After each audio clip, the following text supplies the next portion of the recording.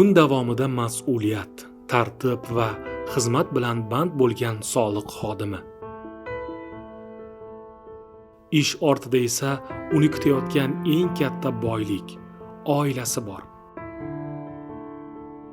Har bir kun yakunida xizmat formasidan mehr va samimiyatga qaytiladi.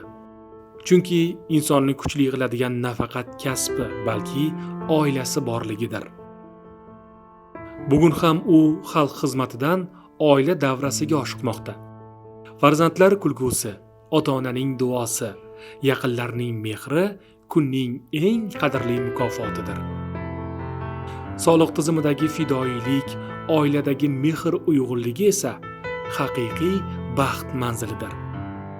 Chunki oilasi tinch insonning mehnati ham unumli, qalbi ham xotirjam bo'ladi.